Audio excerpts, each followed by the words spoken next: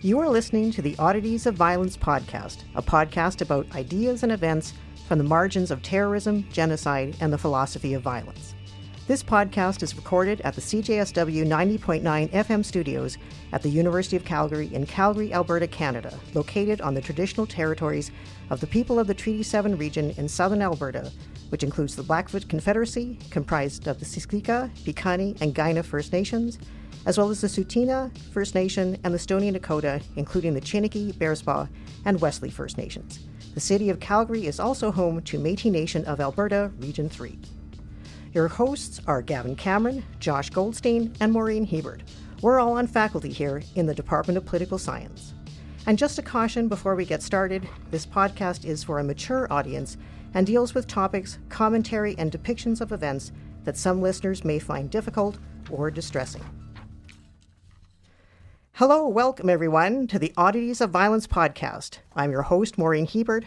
I'm joined in the CJSW studios as usual with my friends and co-hosts Gavin Cameron. Hi, Gavin. Hi, Maureen. And Josh Goldstein. Hi, Josh. Hey, Maureen. Hi, Gavin. Great to be with you again for the next installment in our examination of the oddities of violence.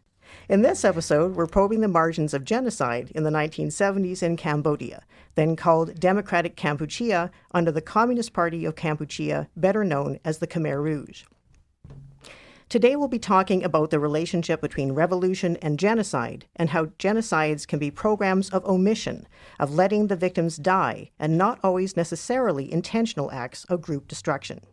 Joining us is one of our Oddities of Violence workshop contributors, James Tyner. James is professor of geography at Kent State University in Ohio, USA, and a fellow of the American Association of Geographers. He holds a PhD in geography from the University of Southern California and is the author of more than 20 books, including War, Violence, and Population, Making the Body Count, which received the AAG Meridian Book Award for outstanding scholarly work in geography. James is also the author of numerous articles and book chapters, and his other honors include the AAG Glenda Laws Award, which recognizes outstanding contributions to geographic research on social issues and social justice.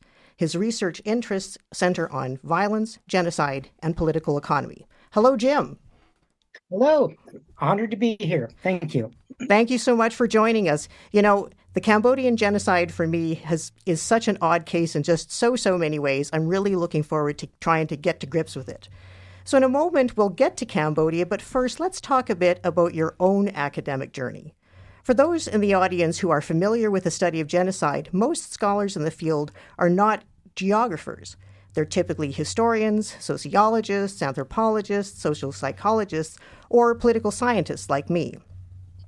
Talk a little bit about what initially interested you in geography as an academic discipline and how you became a genocide studies scholar looking at the Cambodian case as a geographer. Yes, well, my path is actually a little bit of an odd one anyways. I actually began university training as a creative writing major, and I began taking geography classes in part in a way to add a sense of realism to my stories. More academically, though, what geography has to offer is really rooted in its origins as an academic discipline. So on the one hand, there has always been within geography an emphasis on human environmental interactions. So even if you're a so-called physical geographer or a human geographer, you're always sensitive to the interactions between human and environment or nature and society. But the other one is that geography, for me, is really an approach, a way of looking at problems. And what I mean by this is that it's not so much a subject, where you like economists or biologists, but it's really a way of looking at things. And that centers on questions of spatial distributions. Why are things located where they are? What accounts for that distribution? And what are the consequences of those patternings? And from that, particularly coming at it from a more human side, we're really interested in the social organization of space. And so we can ask in, say, a North American context, where are cities located? Why are they located there?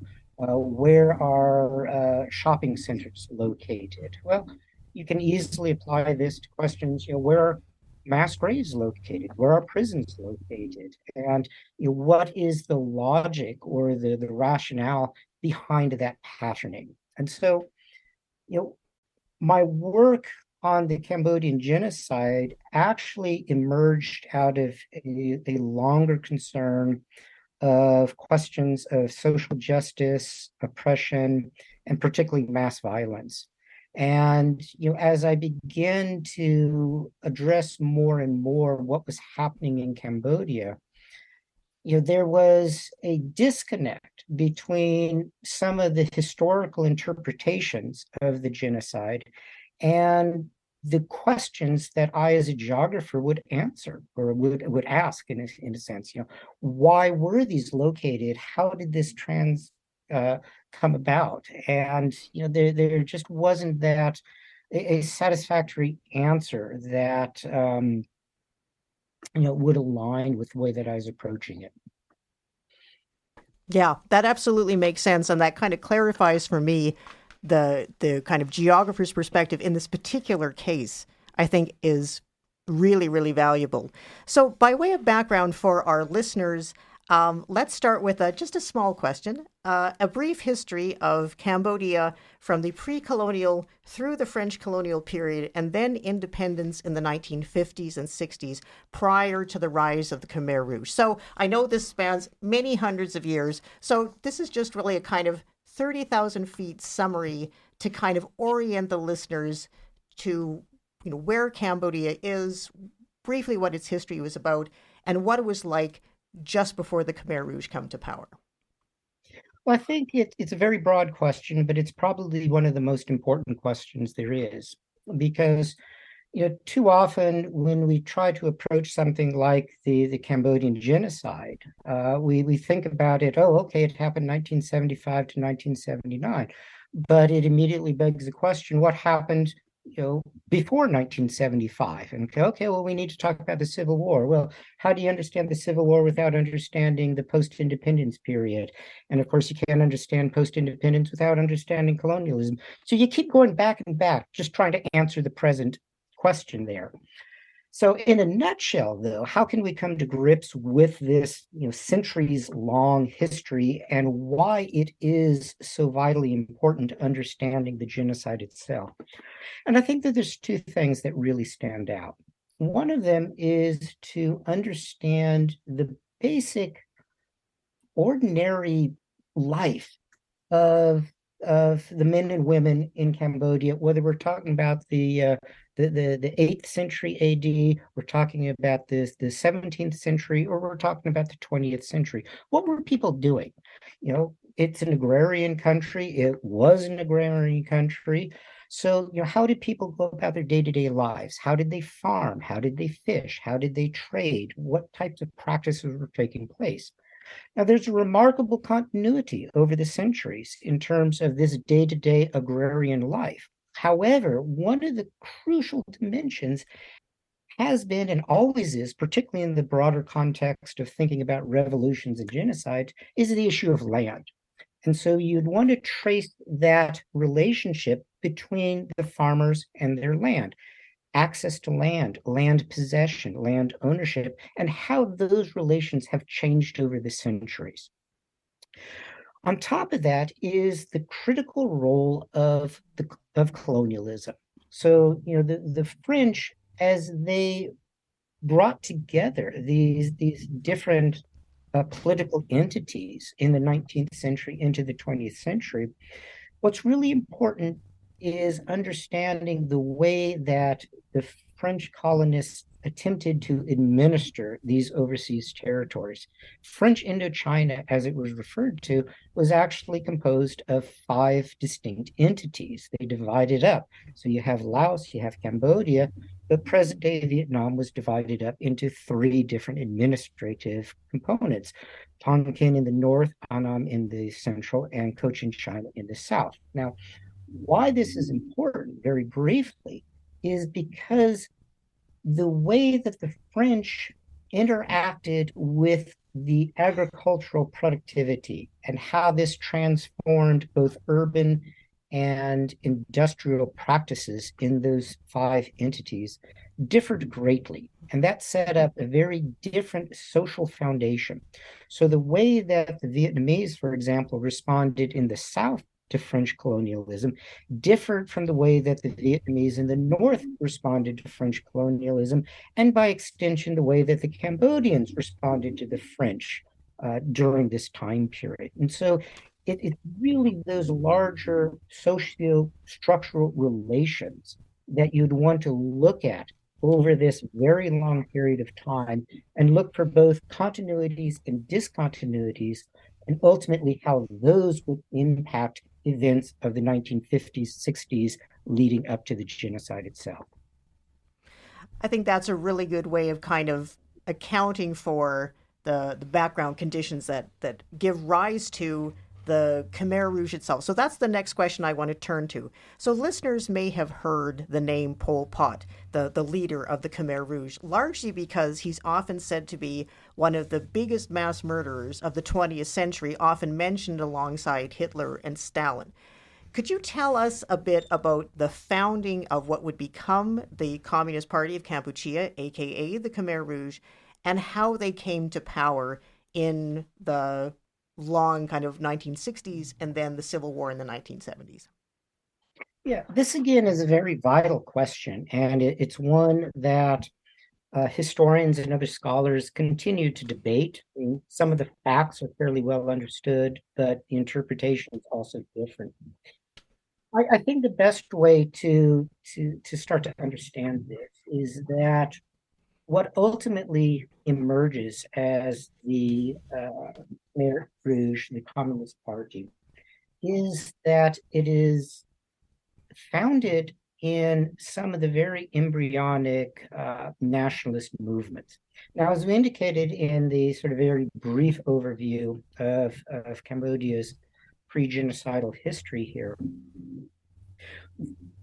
events in Cambodia were very different than they were in Vietnam, for example.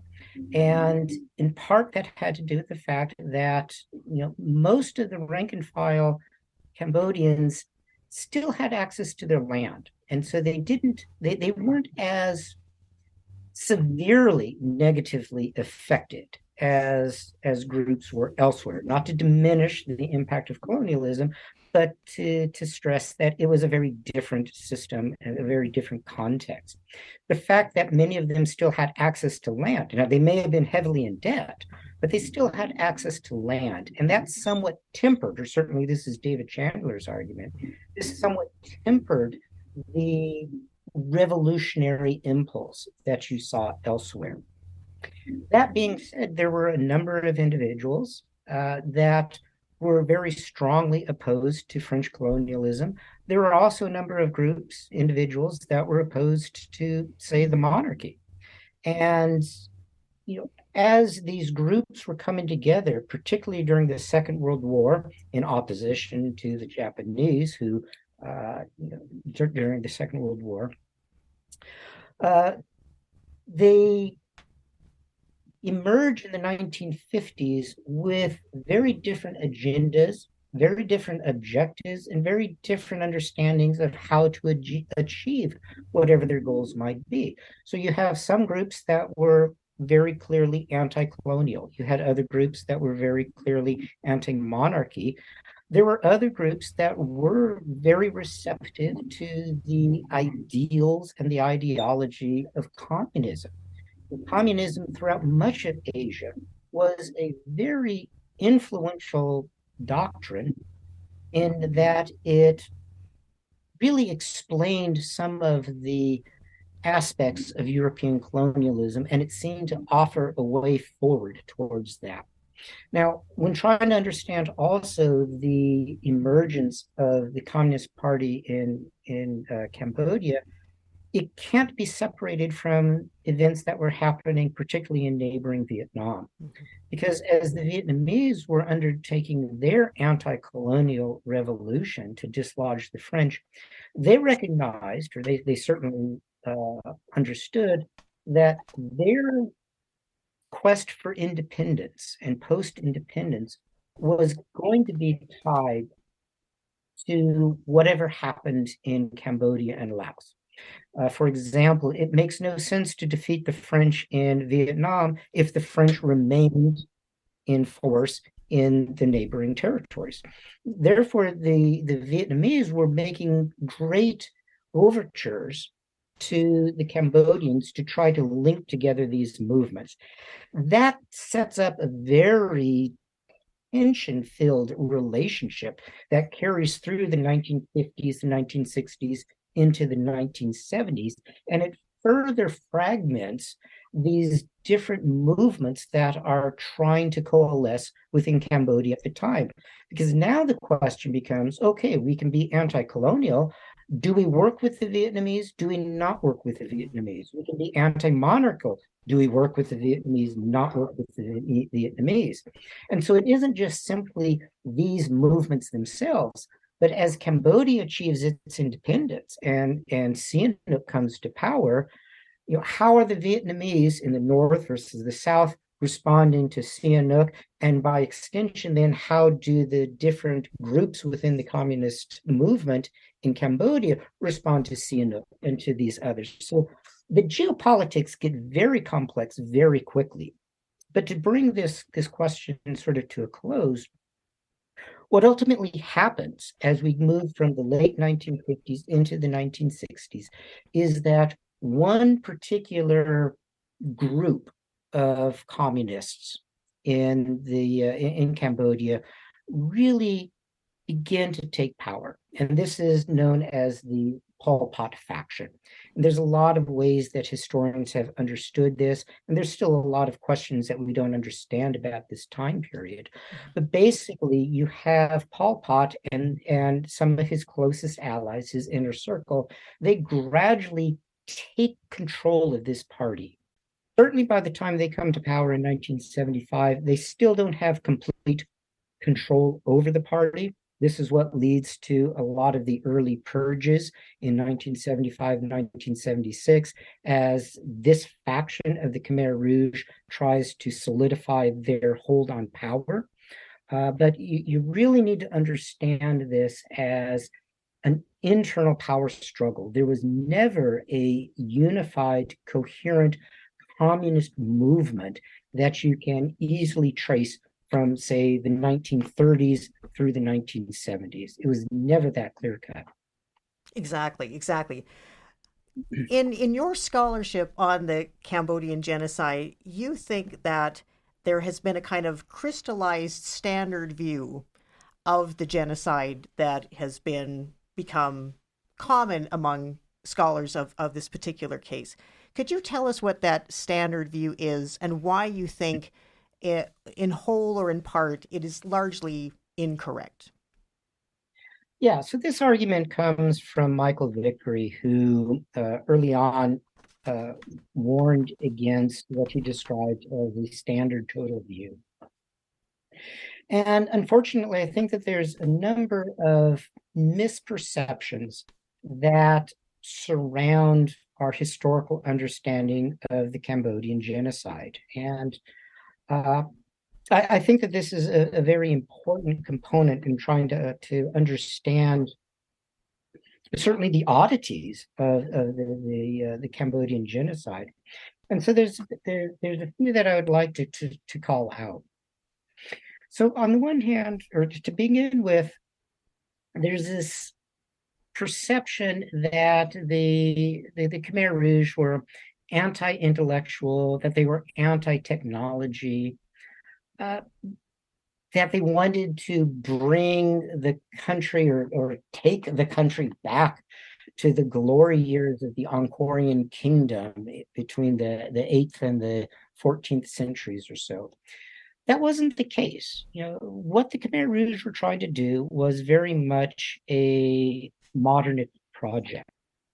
They were not trying to go back in time. They were trying to move forward. Now, part of that has to do with their understanding of Marxism, Leninism, and so forth, which I hope to talk about a little bit later on.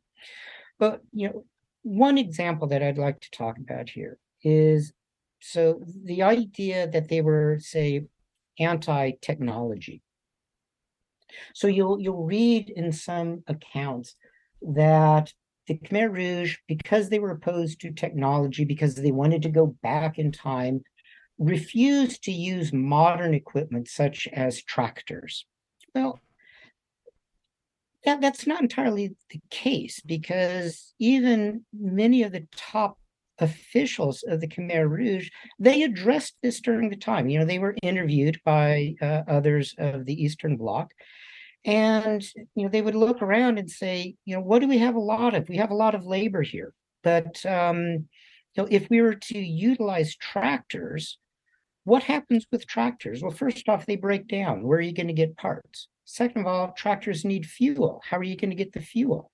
It is not reliant, particularly on a country that is still at a very embryonic stage of industrializing.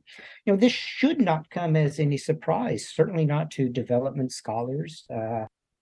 When I was going to school, I had an instructor who was talking about some of the activities that the UK was trying to do, bringing development projects, modernity to sub-Saharan Africa.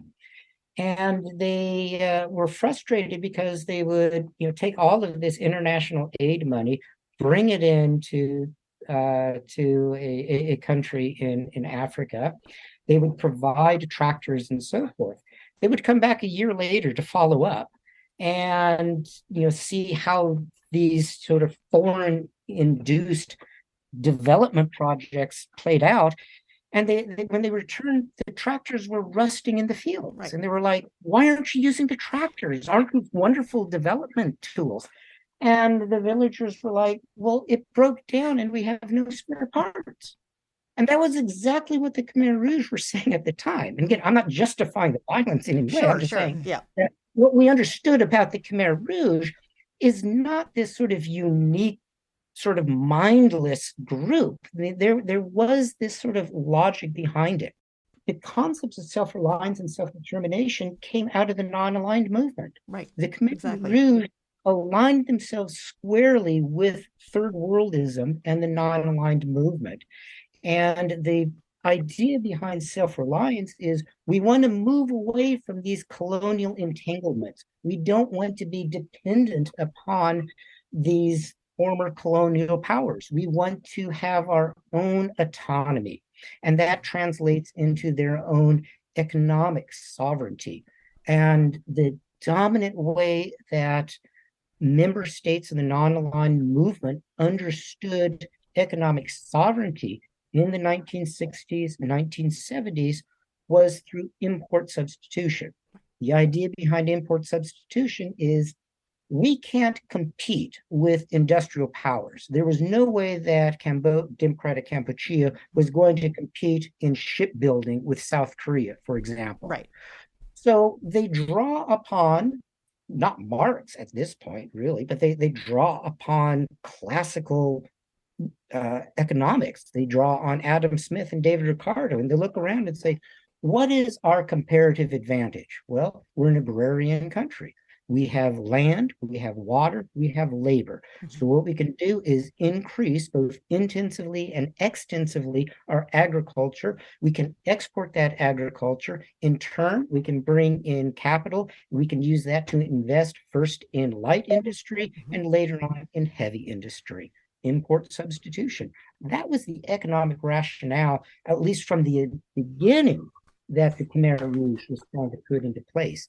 And that grounded economic understanding is largely lost with the standard total view when people just sort of regurgitate these pat phrases that the Khmer Rouge were anti-technology, anti-intellectual because they were uninformed Marxists, and now let's move on to the violence. You need to understand that political economic context first. Absolutely. I mean, everything you said, I agree with, and it's appeared in some of my own work as well. And of course, it explains why on the Khmer Rouge crest on the flag, in the far distance, is a factory, is a picture of a factory. It's not a return to this kind of agrarian utopia of days gone by. So this basically brings us to the kind of heart of the argument that's part of the project you're doing with us. So talk a bit about your explanation of what you think is additionally odd and discordant, as you say, about the Cambodian case in relation to most other cases of genocide, particularly in the 20th century. And that is that the Khmer Rouge committed a genocide of omission rather than one of commission, in which specific groups are deliberately targeted for extermination, as happened in the Nazi Holocaust or Rwanda, for instance. So if you could talk a bit more about what the Khmer Rouge genocide of omission looked like, and why did genocide take this form in Cambodia? Yes, and I'd like to first make one sort of caveat and a second sort of comment as context for this. The first one, again, to try to identify the logic behind the Khmer Rouge violence is in no way meant to justify their violent practices. Yeah. We really need to make this clear. And the second thing is that there's, if you will, multiple layers of the violence that took place. So, if we can follow Galtung and just, simply talk about direct violence versus structural violence. Direct violence, we understand as, shooting somebody, stabbing somebody, physical violence there.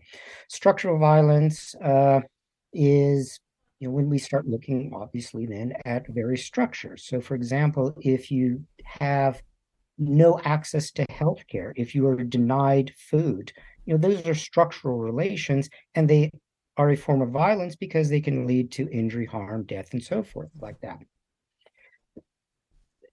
A very difficult problem in trying to understand both physical and structural violence, killing and letting die in the Cambodian genocide, is in part related to our incomplete understanding of the magnitude of the mass violence / genocide. In other words, how many people died? Okay, the typical answer is about 1.7 million people died during the genocide. Unfortunately, we don't quite know. And this goes back to some of Vickery's early concerns, because when we say 1.7 million, and there's been a lot of demographic reconstructions trying to come up with this figure, the fact is there wasn't a regular census, and certainly the Khmer Rouge wasn't keeping a survey of all the people that were killing them. And as we indicated earlier, the violence didn't begin when the Khmer Rouge come to power April 17th, 1975. The killings began years earlier. The killings began in large part with the so-called Civil War, and particularly the intensive U.S. bombing of Cambodia during that time period. How many people died during that time period? We don't know. How many of those are attributed to the 1.7, and we claim that the Khmer Rouge did that, but how many of them happened before that? And also, by extension, people continued to die after the Khmer Rouge were removed from power in 1975. How many people continued to die there? So we don't know how many died directly at the hands of the Khmer Rouge. Of those, even if we were to assume that it was all 1.7 million, of those, we don't know how many of them died through direct means. They were actually killed, tortured, and so forth. How many died because of neglect, disease, famine, and so forth? Now, unfortunately, to the victims, that may not make a difference. As a historical understanding, it does make a difference, because it also then contributes into how we interpret the genocide and what lessons we can take from that in looking at other situations. So again, we don't want to minimize the loss of life there, but we don't really know. Was it 50-50? 50% were killed, 50% were let die? Was it 30-70? Regardless, what are we actually talking about? I think that's the heart of this question here. when the Khmer Rouge come to power in 1975, what I think is most important to understand at this point and how the sort of oddities of this come into play is the relationship between violence, war, and genocide. And of course, genocide scholars have looked at these relations for a long time. And what's important about the Cambodian situation is that when the Khmer Rouge come to power, from their perspective, the war was over. The revolution was over. Now we can talk about sort of Marxist, Leninist, Maoist rhetoric about, ongoing revolutions and so forth, but the war itself was over. They claimed victory. They claimed victory over a lot of people there. So we need to understand Khmer Rouge practices from April 1975 onward in the context of post-conflict reconstruction. They were trying to reconstruct their country at that point. Now, for 5 years, the country was engaged in a very brutal, very bloody civil war. There was famine throughout the country at that time. Makeshift refugee camps were set up at the time. The infrastructure was largely destroyed. Bridges, roads, airfields, ports. The economic activities, the agricultural production had come largely to a standstill. The country was in dire straits in 1975. And the Khmer Rouge, when they come to power, are looking around saying, what can we do? We send the people out into the fields and we force them to produce. We need them to restart agriculture, restart the infrastructure, rebuild the infrastructure so that we can start to gain capital, so we can build up our industry. And so in that sense, much of their practices are what we would refer to, conceptually as trying to make life. They're trying to bring this country out of its past devastation and to rebuild it. Well, unfortunately, what happened is that there were a number of contradictions within their own policies. Number one, which we may be able to get into at a later point, has to do with the idea of currency. They didn't abolish currency. Strictly speaking, they temporarily suspended currency. And there's a long sort of genealogy behind the role of currency in a Marxist revolution. But the fact that they eliminated or suspended currency, if you think about it logically, if you're going to suspend currency, and we think of money then, how are you going to generate capital that you can then invest? And I think that they basically put in place a hybrid economy, where domestically we have a more sort of barter type of economy, or state-controlled economy, if you will, there. But at the international level, as they were exporting rice to gain capital, to reinvest into industry, they substituted currency with food rations. Right. So basically, you replace money with rice. Now, at one level, and you can see this in their 4-year plan and various other documents, at one level, you can see the logic behind this. Okay, we are going to eliminate currency, so that gets away from all of those evils that we associate with capitalism, but we still need to make a profit. And so how are we going to do that? We're going to control the distribution of rice within the country. We're then going to use that rice to convert into currency at the international level. Well, on the ground, what happens, though, is that every time a person eats rice, you're literally eating into your profit margin. Exactly. That is literally a fatal contradiction. But that also then accounts for what they were trying to do. They needed to export more rice to generate more revenue. but they needed to restrict the amount of rice that is being consumed. And so that sets the foundations for the subsequent famine that transpires under the Khmer Rouge. Yeah. So unfortunately, what's happening at this time is that, on the one hand, the Khmer Rouge is trying to rebuild the country after a devastating war and increase rice production and rebuild the infrastructure. And yet they put in place these fatal contradictions where people are actually worse off than before. And so, as they are trying to make life, they're actually letting people die because they're aware of the people that are starving, and yet they are willing to sacrifice those lives for these larger economic objectives that they're trying to satisfy.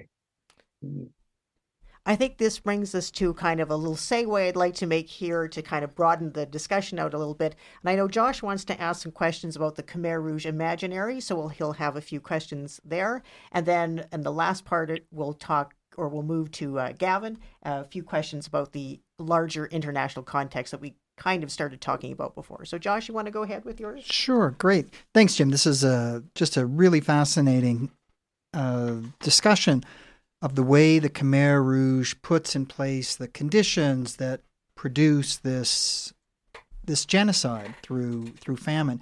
And what I find as a political philosopher really interesting is not just your emphasis on the practical or strategic decisions that the Khmer Rouge are making in a post-conflict society, the needs to reconstruct the infrastructure of existence, but also, as you said, this attempt to make sense of the logic behind the Khmer Rouge thinking. So there's not just strategic or tactical decisions, there's an actual way that they think about themselves and think about the people and think about their community. As you had said earlier in our conversation, look, they're not mindless. There's a logic behind it. And to grasp that logic doesn't mean to justify it, just means to do what we all try and do as academics, as any thinking human being, try and make sense of what's going on. So what I want to do, I want to ask you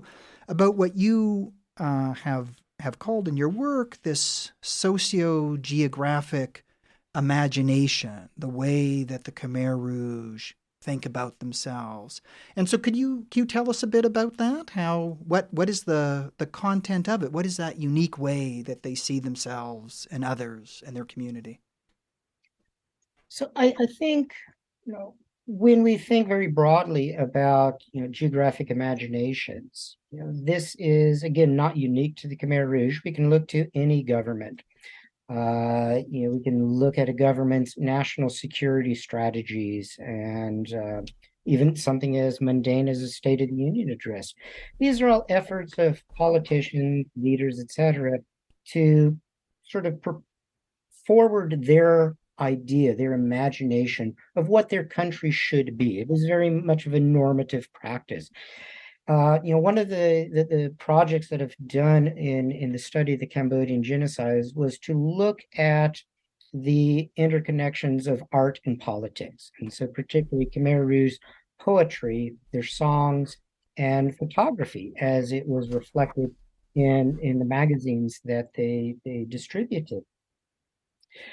And unlike some of the other research that looks at, say, art and music in genocides and revolution, I don't view this as just strictly propaganda.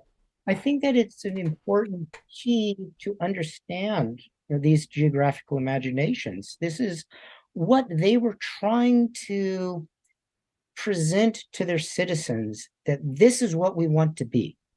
And so if you take a look at their imagery, they have these, songs and poems and photographs of this, in a word, utopia of what this sort of country should be. And this is what we're striving to achieve. And it is a land that is fruitful, a land that is bountiful. But it also is a very particular reading of how society should function. And again, we don't unfortunately have time to probe into some of these issues. But when we talk about the role of the individual versus the family versus the collective, the Khmer Rouge had a very distinctive understanding of individuals and families and the collective and the nation itself.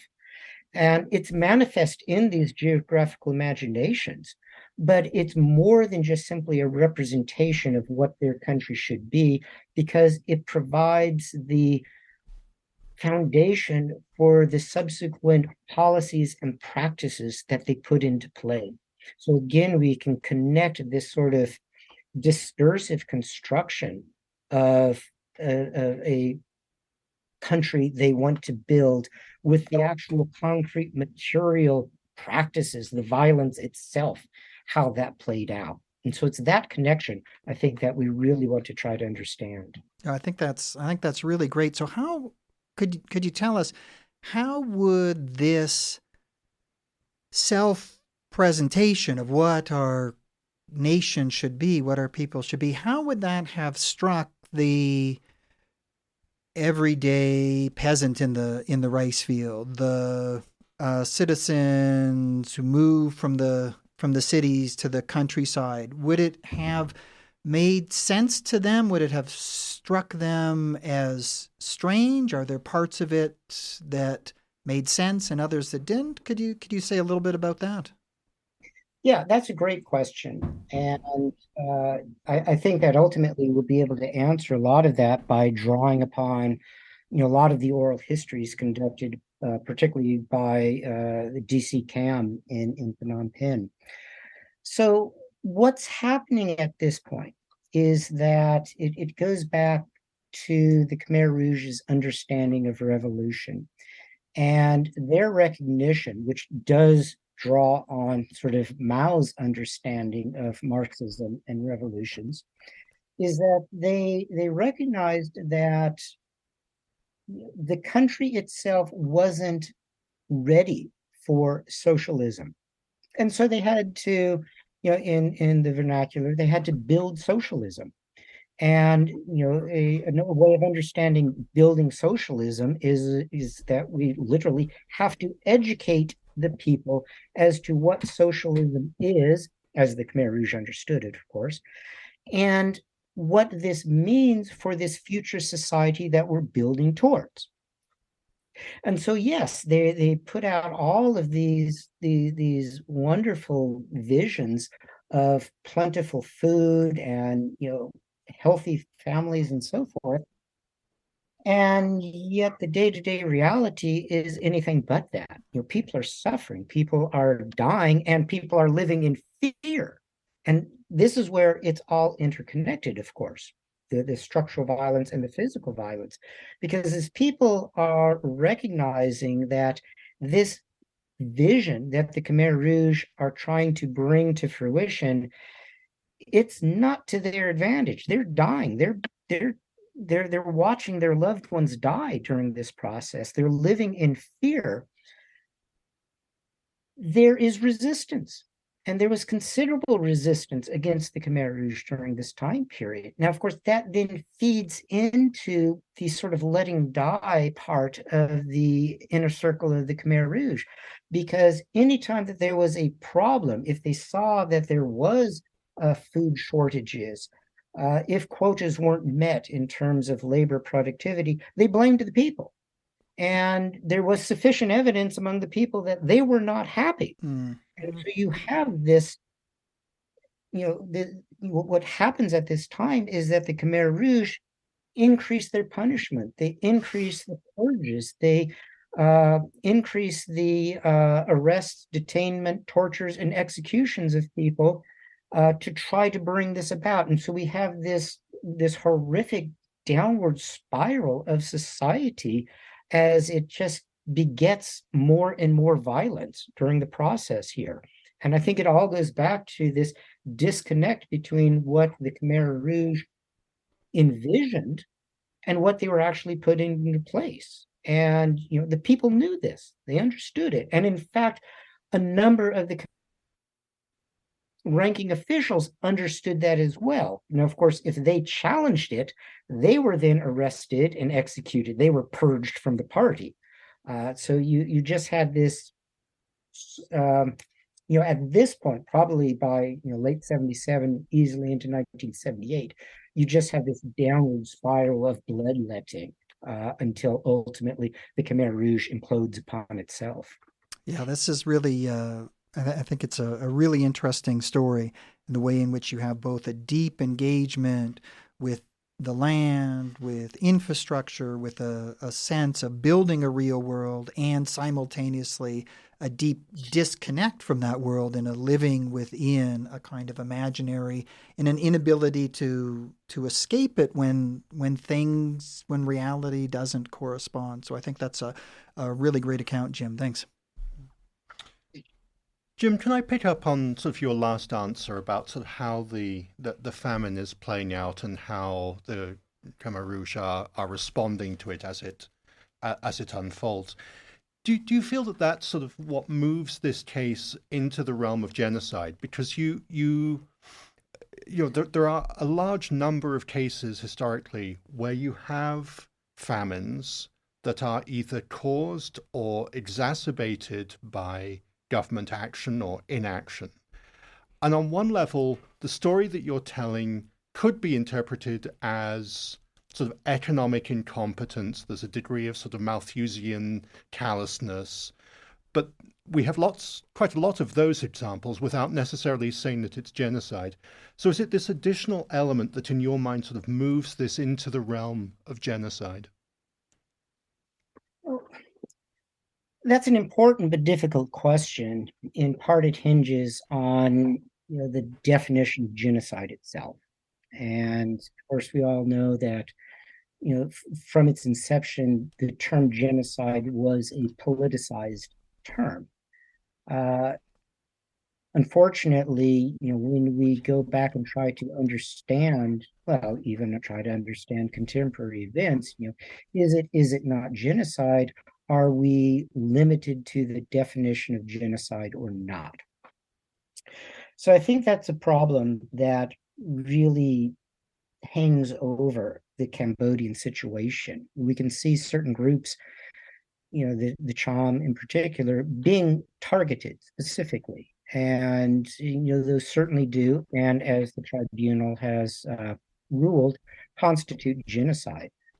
More broadly, when we think about the famine, we think about the government responses to the violence, the famine. It's a little bit more difficult. We'll probably have to edit out some of this stuff because this is a question that I've wrestled with a lot in terms of how we ultimately come down on this. Let me pick up here. I think when trying to understand the relationship between famine and genocide in Cambodia is to understand the bifurcated nature of violence itself. I think when we look at the direct violence, when we look at the purges, when we look at the executions, we can see very clearly the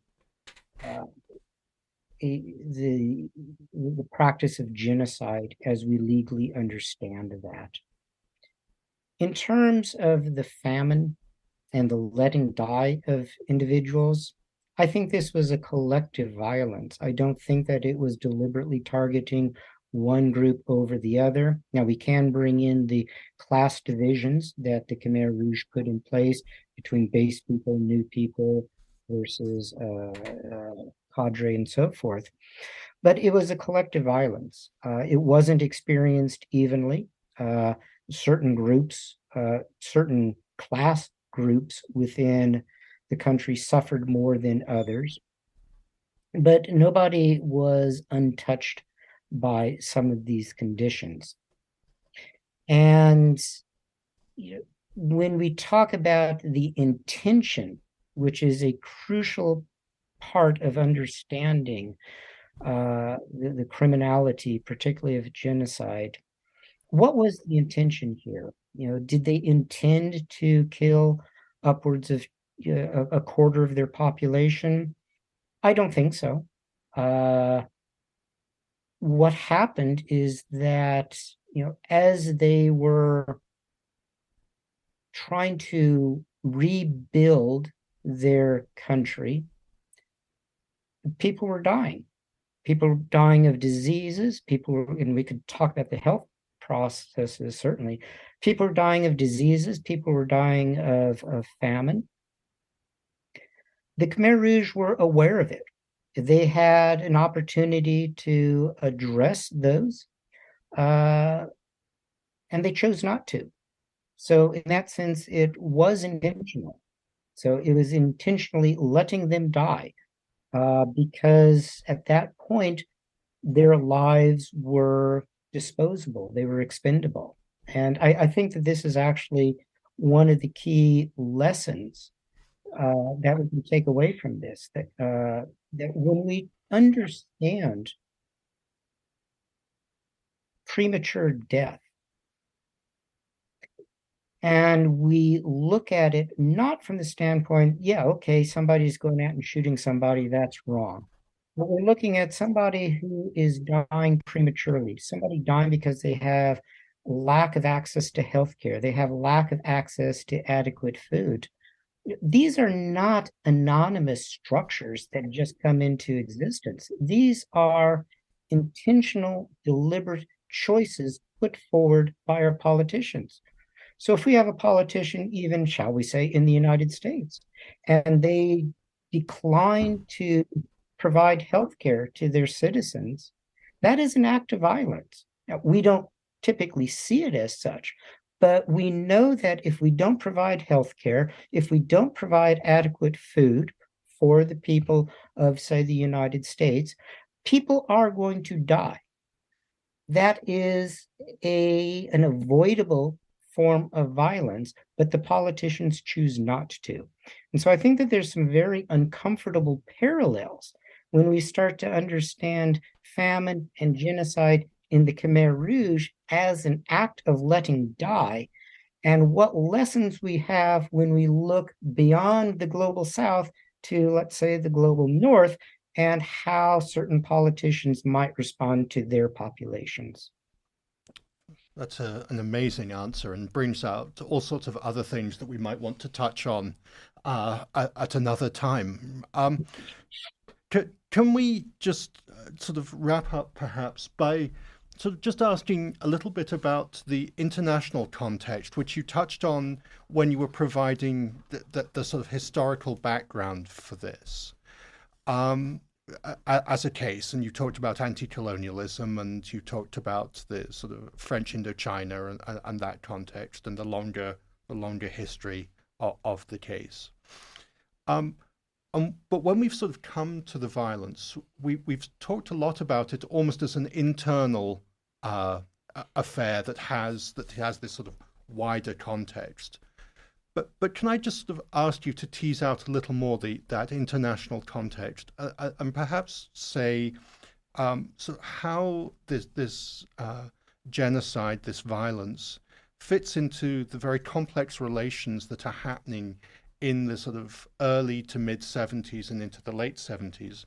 So between, for example, China and the Soviet Union and the US, and what's going on in Southeast Asia more broadly in that decade. And Vietnam. I think we'd want to sort of talk about Vietnam as a sort of post-colonial power as it emerges in that decade as well.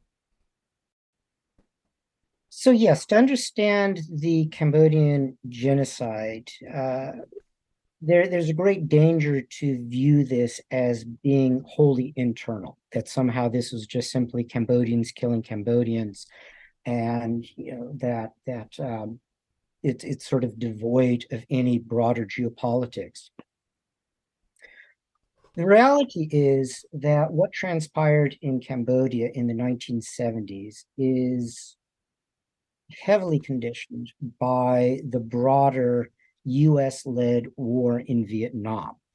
And of course, the US war in Vietnam was situated within the larger geopolitics of the Cold War. I think it's important that the audience also recognizes that when we're talking about the Cold War, it isn't just simply the US versus the Soviet Union, nor is it just simply the US versus the Soviet Union and China. China and the Soviet Union did not get along.